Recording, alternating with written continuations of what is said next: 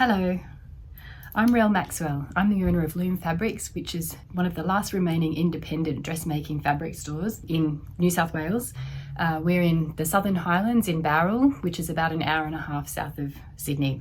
At Loom Fabrics, we specialise in unique and quality dressmaking fabrics, which we source as ethically as we can from around the globe and sell both in our store here in Bowral and online at www.loomfabrics.com.au. Often I hear quilters say that they can't dressmake, which I'm here to tell you that yes, you can. If you can piece together all those tiny little puzzle pieces of a quilt, then you can most certainly make this Lacey dress here. Quilting, bag making and crafting and toy making, a lot of these activities are really highly dependent on precision and perfection. In dressmaking, our pieces are much bigger. They're gathered, they're pleated, they're sort of all loosely worn. No one really inspects them in the same way as people would inspect a quilt or a bag. If there's a wonky seam, because there's movement in it, it's being worn on the body, it's really, for the most part, not noticeable. I am trained as a commercial fashion designer. I've worked in the fashion industry for 30 years. That doesn't mean that you sew a lot of garments. I actually am a fashion designer that really loves to sew things, but for a long time I didn't. So my methods are maybe not really overly traditional or accurate, but no one has ever come up to me and said that dress that you're wearing is not really very well sewn. So whilst it's not perfect, it does the job. The reason that I've popped this little part into the video is just to let you know that this video is a super fast overview of how to put a dress together for fun. It really is an overview of how you could go about it, just to give you guys the confidence to be able to do it. I really do hear a lot that people think that they can't dressmake, but you really, really can. There's a written cheat sheet of the instructions. I've written them down on a Word document that I can email to you. If you send me an email at lovesewing@loomfabrics.com.au, I will respond, just ask for the cheat sheet for the Lacey dress. I will definitely email that back to you. Thanks. So let's get into it. The first thing I'm going to show you is how to select the right size pattern. So on this Lacey dress pattern, because it's a loose fit, on most people, the biggest part of your body will be the bust, because most people's bottoms will be bigger, but we've got plenty of room there. But in terms of fitting on this dress, the most important part for most people will be the bust. Some people might have a bigger tummy. Whichever part of your body is the biggest, you might have to apply, but I'm going to work towards the bust in this tutorial. So the Lacey dress by Style Arc comes in 3 size breakups. It comes in 10 to 22, 18 to 30, and also a kids version in 1 to 8. The front paneling here also makes for some interesting opportunities to put some creativity and piecing and contrast panels in. So one tricky thing with this particular pattern is it doesn't actually have a size range of measurements. So it just only has size 10 measurements. Bust measurement here is 99 centimeters or 39 inches.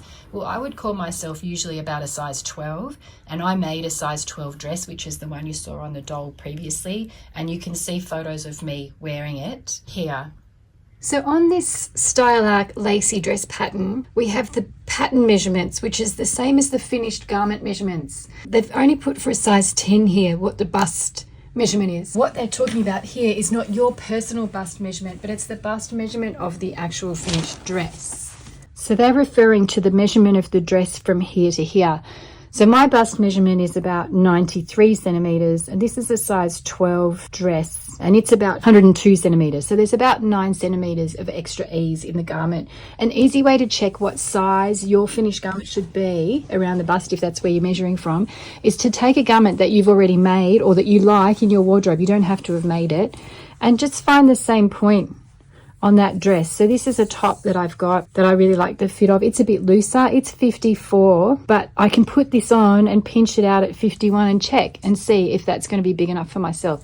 So that's a good way to check the sizing of the actual pattern. To make it a bit easier for you, I've listed here the dimensions of the finished dress. So remembering that these dimensions are the whole way around, and I measured it in half, and that's the best way to check your size. So find a dress that you like or a top that you like the fit of, measure how wide it is, and then choose your size according to the finished dress measurement. So here we've got the whole pattern laid out, and you'll see that there's different colored lines around the pattern. These are for different sizes. So in this particular pattern, it's a size 10 to 22. And if you look closely here, you can see that the size 10 is blue. It's got the size 10 cutting line and the size 10 stitching line. It's just about a centimetre seam allowance on this particular pattern. Size 12 would be the purpley colour. Size 14 is the red colour. Size 16 is the green colour, and so on. Using your paper scissors, you would cut along the solid line in whatever colour corresponds to your size. Don't cut along these stitch lines, just cut along the solid lines. So you'll end up with 1, 2, 3, 4, 5, 6, 7 pattern pieces. You don't need to cut out this. This is just a guide, particularly if you're printing it or, you know, at Officeworks or something like that. This is a guide to make sure that the pattern is the right size.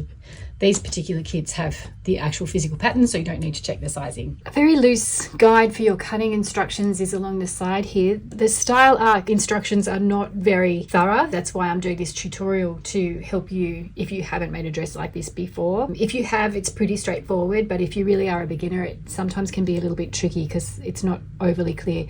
But the guide is to fold your fabric in half down the length like so. It will depend on these pieces here on different things like stripe direction and grain lines. It's possibly a bit advanced, but I will show you something, our stripe that we're going to cut as the layout. So the good idea, what I always try to do, is fold out the fabric, pin everything on, starting with the biggest pieces first, and make sure everything's going to fit before I cut. An alternative to cutting out the paper pattern is to trace off a copy of the pattern onto a Vilene or a sheer type of paper. The reason you would do this is if you wanted to reuse the pattern in a different size. And if you downloaded the pattern and printed it at home on your A4 printer at home, it would look something like this. I find it's really great if you've got a sliding door, if you can stick it together by holding it up onto a big, massive, or window, really big window, up against the light, you'll find it much easier to line up these points, which is quite important to get them all lined up. So you join up following all these little notches here. They're all labelled. That would be how you would join it all together. It is quite a task. What I've done here is folded the whole fabric in half this way, and I've actually folded, because you need two skirt pieces, a front and a back. So I've folded it, the two pieces here. I've made sure that my stripe is straight along the fold here, and I've folded it according to this black line, which I haven't actually cut the pattern piece to. Then I've just placed these pieces here. So I've got my two side panels that go over the shoulders and form the sleeve, like so. So that would become my sleeve opening. And I've got a front facing, a back facing, and my pocket. So my pocket, I could go like this and like this. Now what I'm thinking is, because I've made this dress before, it's not a huge amount of fabric in the skirt. Because this is quite thin fabric, I've got a couple of different options. I can actually use this whole width to make my skirt, which is what I'm going to do in this instance. Now, if you wanted to add any extra length to the skirt, you could. Now would be the time. If you wanted to do that in the kit, you'd have to order some extra fabric, but you would add extra distance down this end of the pattern. If you didn't want to add any extra fabric, you could actually shuffle this pattern piece and the fold so that you had your selvage placed here, and then you would have more fabric left on this side, in which case you could cut your pockets and facings potentially in that leftover piece. That's probably a little bit more towards the advanced. Now over here on this particular stripe, I'm following this stripe direction written on the pattern, and I'm following my stripe. Now it is a little bit crooked because it is a printed stripe, not a yarn dye. But the most important place to get this stripe straight is along the sleeve hem, because that's where you're going to notice it the most. I'm going to cut here my facings on the fold, 1, 2, and then my pockets 2 and 2. And then I've changed the stripe direction over on this piece here for my front and back panel. Now if you're using this exact fabric out of our kit, you'll notice that there's two coloured stripes which are very similar, and it's a one-way direction. So the green one will be on the top in my point of view, which is why these top and bottom pattern pieces are mirrored. If I cut it that way, you wouldn't really notice on this particular instance, but the stripes would be different. And according to that as well, I have got in here my two black stripes are not exactly the same, but they're pretty close. So they're close enough to not moving fabric around for me for the purposes of this tutorial. So then I'm just going to pin this into place, make sure, and then you can cut these out using whatever method you like. A lot of home sewers will have a pair of scissors. I would prefer scissors. I find the scissors a bit easier for getting around the corners, but that's just what I'm used to. If you wanted to use a rotary blade on a mat as well, you could obviously choose whichever method you like to cut this out. Okay, so I am going to cut this out now. For the purposes of time-lapse photography, I'm just going to tell you a few things now, and I'm going to cut it out super quick. So yes, this is going to be not the most accurate way to cut this rayon because it will move around a bit, but I am just doing a half-hour intro tutorial for pretty much beginner sewers. So I don't want to complicate things too much, and I don't want to freak people out. What we're going to do will be good enough. The other thing that I've done up the end there is add some iron-on fusing for my neck facings for the front and back neck, which I'll cut at the same time as my fabric.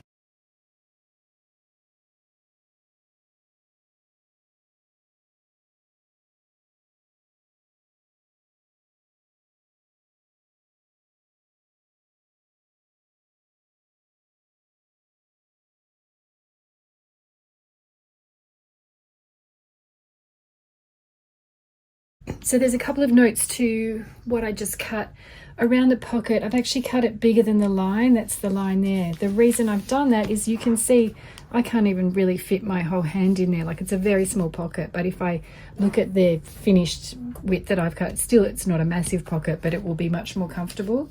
The thing we need to do is cut our notches, which I did a little bit in the speed version, but we just want to cut the notches. So I've cut that one down here, which is just where that line would go because I've altered it.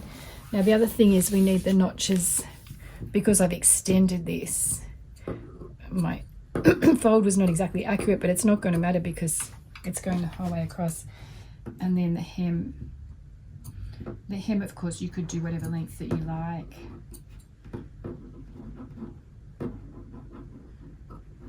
So I just wanted to just show you in a bit closer detail how to cut the pattern notches. I'm not sure in quilting if there is notches, but this is a pattern notch on this pattern here, and this is one here. Sometimes they can be marked as a little triangle pointing out on the pattern. Either way, you can just cut the pattern piece around, and you just cut a tiny little snip like this. So you can see it's just about 3, maybe 4 millimeters long, and it's within the seam allowance. And it just shows me that this particular one is showing me how much seam allowance I've got on this edge, and this particular one here, same thing. It's just a little tiny snip, and it just means that when I unpin my pattern, I've got the marker. You can see I've used a piece of scrap fabric to cut here. So the next step to get prepared for sewing is to iron on the fusing. So I'm taking out the pins. I know that this is going to be my front facing and this is going to be my back facing because of the depth of the curve. If you have a look at this, the back is always higher than the front for the most part.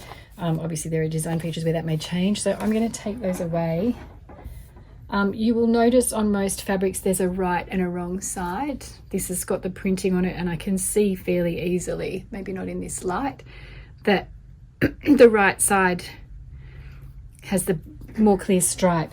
So my fusing is an iron-on fusing, and one side, it's very difficult to see on this, but one side is quite flat and one side has a little bit of a shine to it. The shine has a glue applied, and so I'm going to sit my pieces. Now you can see I cut this in a real hurry and it's not 100% accurate, and you know what, it is not going to matter at the end of the day. But what we're going to do is iron this on the ironing board. So I've got the glue side of the fusing to the wrong side of my fabric. So I can tell by feel. If there's any scratchiness, that'll be the glue side. So you can see here I've brought my facing over to the ironing board. I have some old scrap cotton fabric underneath me, and I'm going to fold it over and put it on top. And the reason for that is if I've got it the wrong way round, it's not going to ruin my iron. Some people say don't use steam. I just use steam for everything. It won't hurt, particularly if you've got it going like this. Now, this is right. My fusing is stuck to my facing, and that's the right side of my fabric.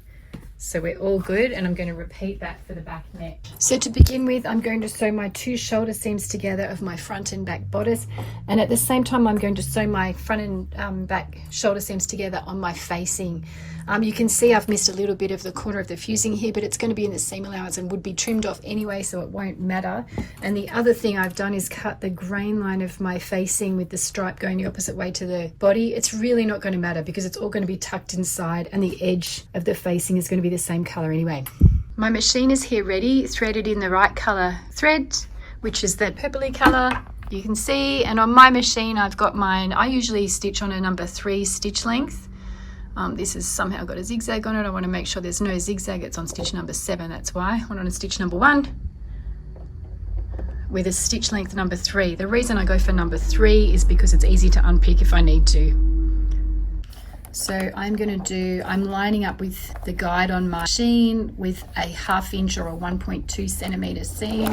For the most part, I'm going to stitch forward, back, forward, finish off with a back stitch as well. And then I'm going to trim my threads straight away so I don't end up too messy. I've done these seams, and now I'm going to trim them with my pinking shears. And I'm very messy, I just let it drop to the floor. Here and here.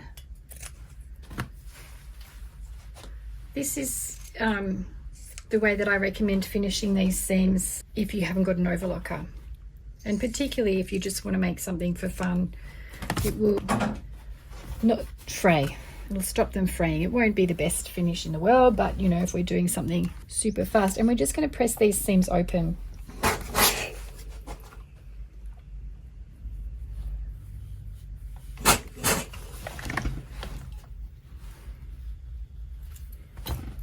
So now we are going to join the facing to the body. So I've just got my pieces laid out. I'm going to match up my back and my front facing. If you were going to put a label on your garment, it would be ideal to do it now. Oh, and just before we do, I'm also going to trim the edge of my facing seam with my pinking shears. So you want to stitch with the facing on the top.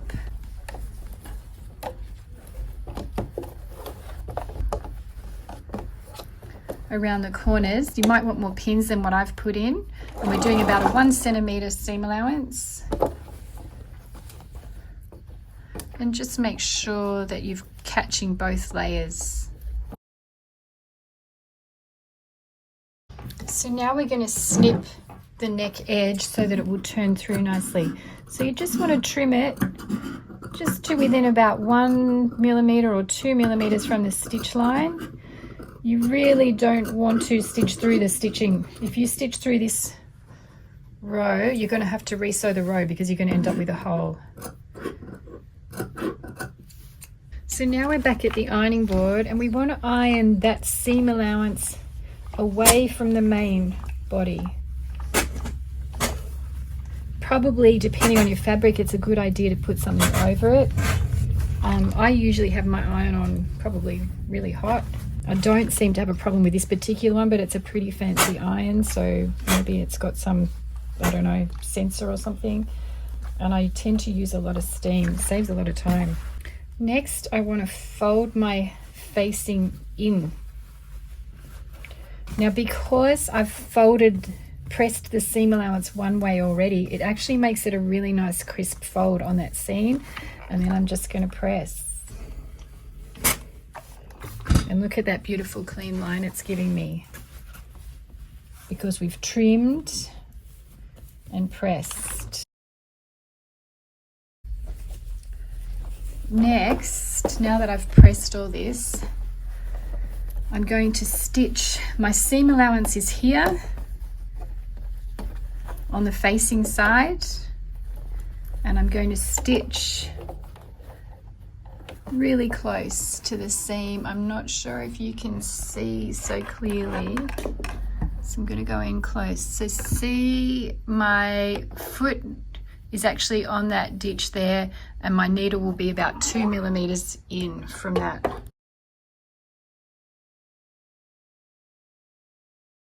And the next thing I'm going to do is just stitch the facing to the shoulder seam so it doesn't roll out. So I recommend that you pin it, and I recommend you sew from the folded edge right in that stitch line. It's called stitch in the ditch.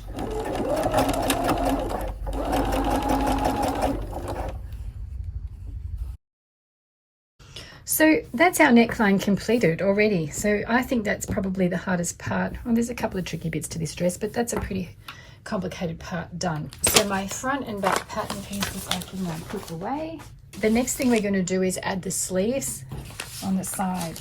So if you look at your pattern piece again, you will see here we've got front with 1 notch, and at the back you've got back with 2 notches. So I know this is my front on top. So I'm going to take the pins out of my pattern and my front right sides of the fabric together. So there's my notch here, just to show you. So my little notch that I cut, that's all you need to do. Sometimes it'll have a triangle going out on the pattern. You don't have to cut a triangle, you just cut a tiny little slit like this. Now those right sides together, so that's actually going to sit like that. So really what I'm putting is these 2 notches together. I'm going to use a pin, and then I'm going to pin my seam here, that join, and that's just going to follow on. There's a notch here for my shoulder seam, so I'm going to match that. There's also going to be then my double back notches, which will join here and here. Then you're going to do the same thing and pin the other side.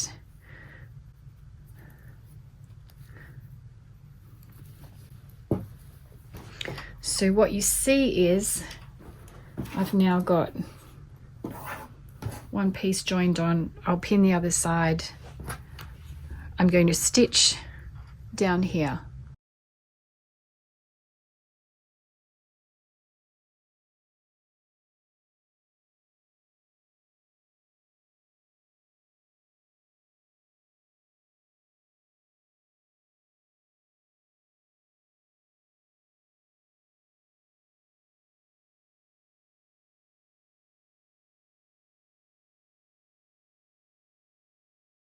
So now we've joined the side seam slash sleeve. We're just going to pinking shear that as well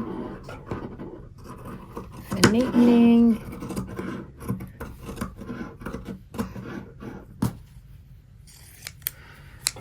And here I have these clover rulers which are really good for measuring. So what we're going to do now is iron back so we can do the hem on the sleeve. Now because this is a stripe, we can actually use our eye and follow the stripe line to get the levels exact. But if it wasn't a stripe, I could use this clover ruler that I have in store. You can actually iron over it so we're going to fold up the edge of our sleeve so that we can then sew a hem. It's better to iron it first. It's much easier to get it nice and straight. In this instance, it's a stripe, so it's really no big deal. We're just going to follow the stripe to get it straight, although I'm going to give it a tiny bit of room. And you would just iron over, just fold the fabric and iron over this ruler like so. I mean, you can see I've missed there. I'm just doing a quick demo. These are great. You can also get these plastic ones, but as you can see, they buckle really quickly when you put the iron over them. So I totally recommend the Clover rulers. I'm actually going to just follow the stripe here today, but if I wasn't doing a stripe, I would use the ruler. So I'm not putting it exactly on the stripe edge, I'm just going to give myself a bit of room, and when you pull it tight, it's kind of going to give you, so you can see here, it's not perfect, but it's good enough. And then we're going to do one more fold. And I'm judging this stripe here. It's not great light, I know, I'm sorry. And I've just got it right on one side and I'm pulling it tight, and it's probably going to be right on the other side. And that's why we're ironing it first, because if it's not, I can redo it really easily. I'm pretty happy with that. I think that looks really good. So I'm just going to do the same on the other side.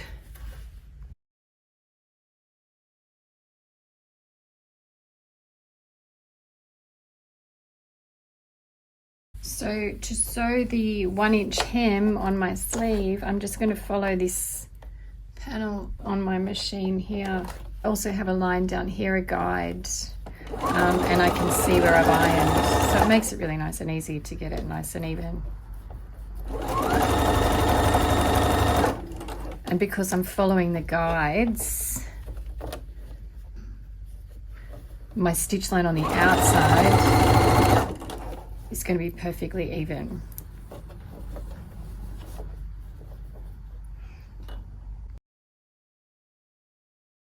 So there's the top part of my dress done already. So now what we're going to do is the skirt. Now I know we cut pockets, but there's no time in this tutorial, I'm afraid, to teach you how to do pockets. So we're going to do this one without pockets, but we are going to learn how to do gathers. So I'm taking my pieces here. Now remember, I added some extra width to mine, which I think would be nice. And I've marked my hem. So the first thing I'm going to do is sew my 2 side seams. I'm going to make sure my front and back are right sides together. I know this is my top because of the notch here at the top with the seam allowance. I'm going to sew this seam together and the other side seam all together. Now if I was doing pockets, I would do those first. I wouldn't do this part. There'll be no need to neaten this seam on mine because it's actually the selvage. So all we're going to do is press it open. If you've cut it, you would use pinking shears again. Press it. In fact, I don't need to press it open. I can press it both to one side. So that all the side seams will be pressed to the back.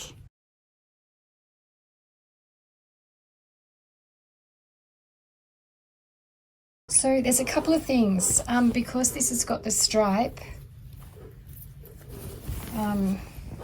it does make it a bit complicated because the stripe, it's really obvious here, but it's going to be lost in some gathers anyway. So in this particular instance, I'm not overly concerned. And then the other thing is I did have to change my seam allowance on this side a little bit because of this writing.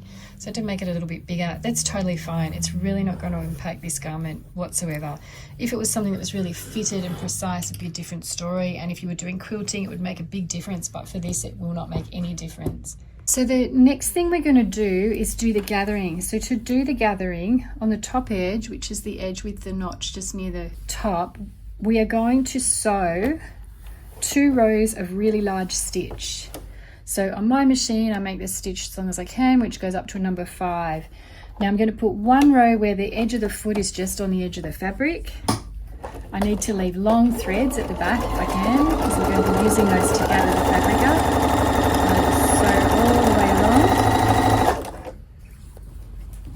I'm going to just sew to the 2 side seams. I'm not going to sew the whole way around because it'll make it too much together. You'll see what I mean. So I'm going to sew from one side seam to the other, 1 row, and then I'm going to sew a 2nd row in each, and every time I'm going to leave long threads at the end. I'm not going to cut them close. We need them to be long.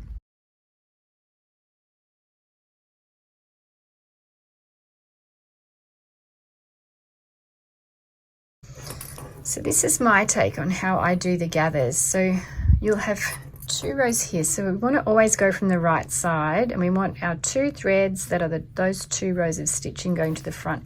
You want to pull both of them at the same time, and you want to be gentle, because if you snap the threads, you're going to have to start all over again. And we're just going to gently gather up that piece of fabric. So this one works really easily because it's a really drapey fluid rayon fabric. Some fabrics will not go as easily. It doesn't have to be neat and even right now. We just want to get to the measurement first. So we're just gathering it up till we get to the measurement. Now I'm holding, that's my 2 seams. You can maybe can't see it yet, but it's got to get back to the same size as my front. So I still need to come in a little bit more. Ideal if you can do it all from one side, but you can't always. And so now I'm measuring from one to the other, and I've actually gone a little bit too far. That's fine. I'm just going to loosen it off a bit. Right, so that's about my size that I want. So now I'm going to get a pin, and I'm going to go like this with my pin, and I'm going to take those 2 strings and I'm going to wrap them around the pin like so. Oh, I'm not showing you what I'm doing. Wrapping them around the pin just to anchor them, and then I'm going to do the exact same thing on this end, making sure I'm anchoring the right threads that I've just gathered up. There's a lot of threads. It gets a bit of a tangle because you've got 2 rows front and back, or top thread and bobbin thread, and you've got the front and back skirt. So you see here I'm just wrapping it around like this to just get it in place. So it's still not even, but it's the right size. So we're just going to get the back to be the right size as well.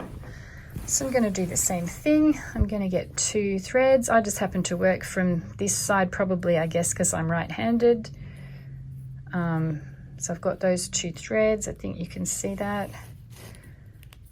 I'm just going to pull it up. Just again, very messy. I'm just looping it around my fingers to get it to the right size.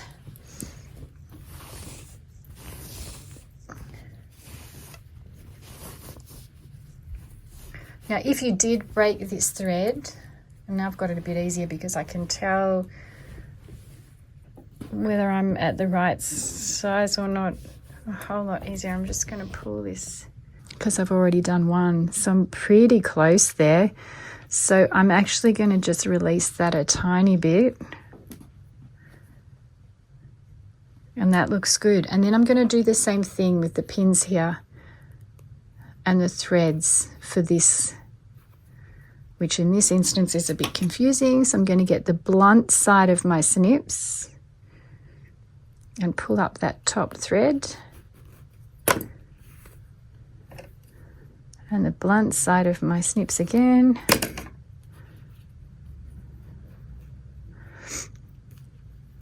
and I'm going to anchor. If you've got too many threads, just anchor all of them. It really won't matter at this point. And then I'm going to do the same at this side. This one's a bit easier to see because they're the ones I've been pulling on.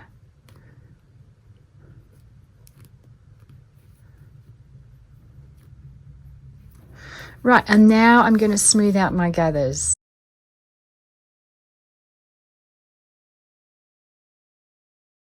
Now we come to the part where we join our top and bottom. So I need to make sure my right sides are together. So I'm just going to drop the skirt inside the bodice like that, and I'm going to find my side seams, which are going to be pretty easy to find because they've got pins, and match my side seams. Now I did put the side seams to the back of the skirt. Look, if you got it around the wrong way at this point, it's really not going to make any difference because the skirt front and back are exactly the same. If the seam allowance was going to the front instead of the back, the only person in the world that would know ever would be you. So as I'm pulling this taut and matching up again, that matches up beautifully. I'm keeping those pins in with the threads. Then I'm going to put pins in the center front and the center back.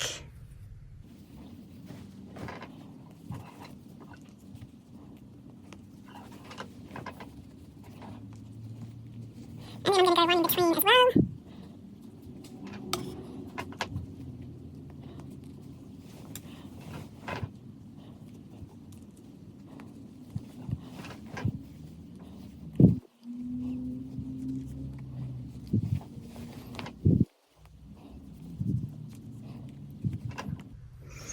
So now you can see that my skirt is all pinned onto my bodice.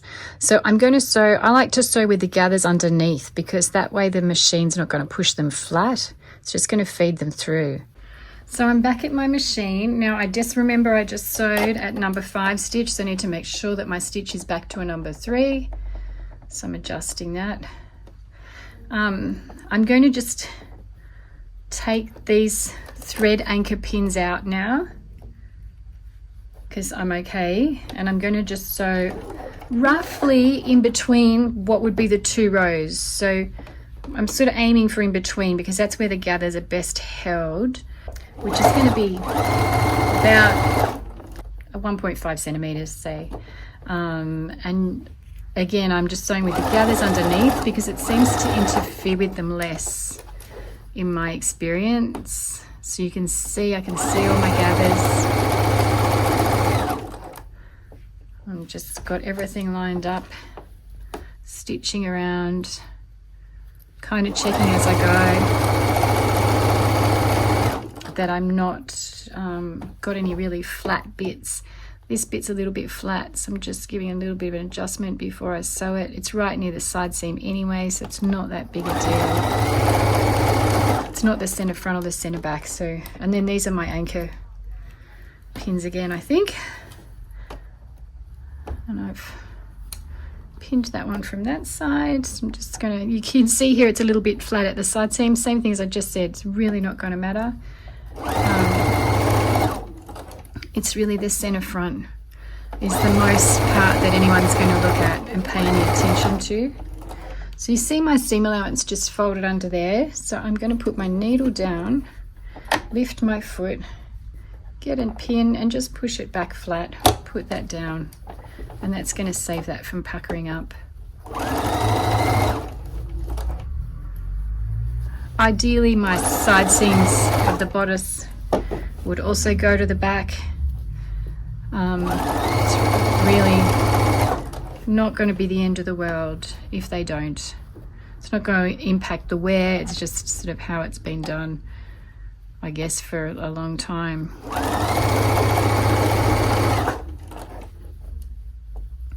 And here I am, nearly finished.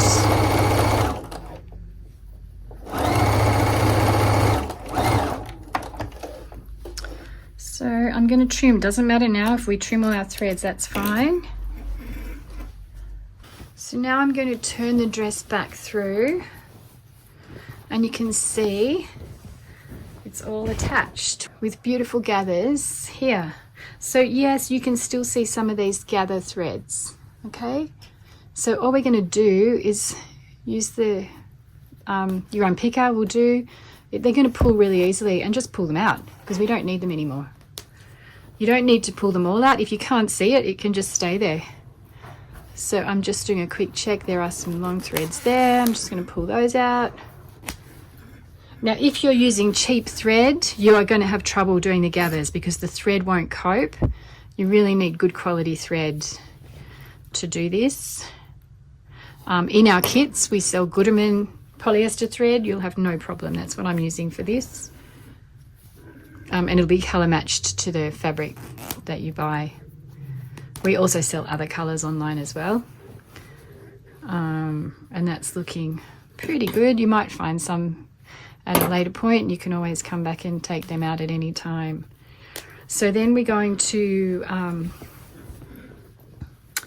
just pinking shear this seam, which is a little bit messy. You want to be really careful when you're doing the pinking shears on this seam because you don't want to accidentally cut a hole in anything. I sometimes think holding it up like this is a bit easier because you can't sort of fold anything without knowing. Sometimes when you cut it on the table, you can't feel what you're actually cutting.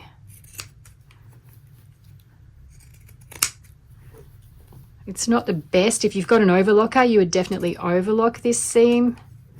But most other seam finishes will just create more bulk, and most of us don't really want more bulk around our tummies.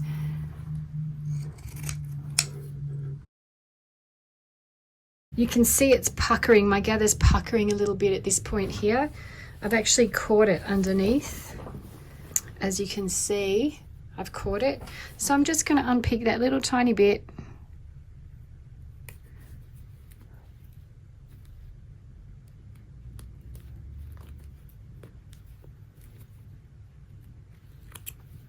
And that's all I really need to unpick, and then I'm going to go back and re-sew just that section on my machine. Finally, we're up to the hem. So normally we would try it on and just check the length, but because this is just a super quick tutorial, I'm just doing a standard hem. So I'm going to do a 1 centimeter. I'm going to iron all the way around the bottom 1 centimeter using my ruler.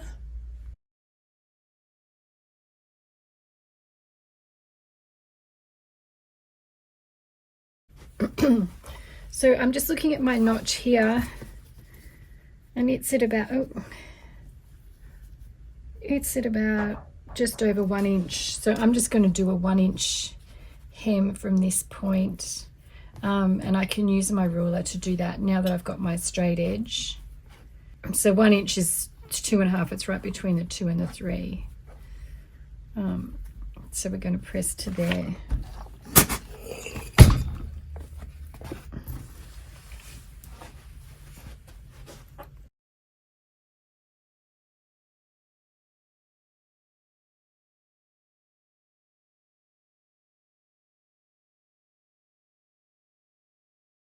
It's all done. There's a written cheat sheet of the instructions. I've written them down on a Word document that I can email to you. If you send me an email at lovesewing@loomfabrics.com.au, I will respond, just ask for the cheat sheet for the Lacey dress. I will definitely email that back to you. Thanks.